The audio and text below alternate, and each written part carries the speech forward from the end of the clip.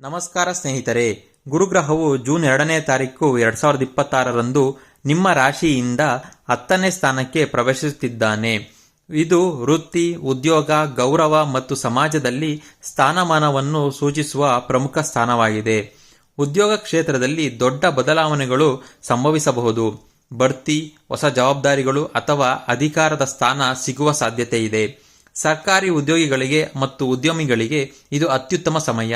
ಹಣಕಾಸಿನ ವಿಷಯದಲ್ಲಿ ಆದಾಯ ಹೆಚ್ಚಾಗಬಹುದು. ವೃತ್ತಿ ಬೆಳವಣಿಗೆಯಿಂದ ಆರ್ಥಿಕ ಸ್ಥಿತಿ ಸುಧಾರಿಸುತ್ತದೆ. ಹೊಸ ವ್ಯವಹಾರ ಆರಂಭಿಸಲು ಸಹ ಇದು ಉತ್ತಮ ಸಮಯ.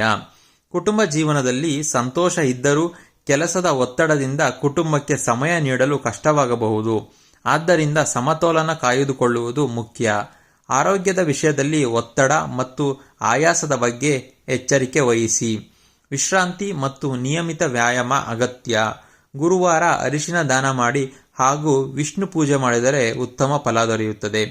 ಒಟ್ಟಾರೆ ತುಲಾರಾಶಿಯವರಿಗೆ ಈ ಗುರು ಸಂಚಾರ ವೃತ್ತಿ ಮತ್ತು ಗೌರವದ ವಿಷಯದಲ್ಲಿ ಸುವರ್ಣಾವಕಾಶಗಳನ್ನು ತರಲಿದೆ. ಆದರೆ ವೈಯಕ್ತಿಕ ಜಾತಕ, ದಶಾಭುಕ್ತಿ, ಸರ್ವಷ್ಟಕ ಬಿಂದುಗಳು ಮತ್ತು ಇತರ ಗ್ರಹಗಳ ಸ್ಥಿತಿಯ ಆಧಾರದ ಮೇಲೆ ಫಲಿತಾಂಶಗಳು ಬದಲಾಗಬಹುದು. ನಮಸ್ಕಾರ.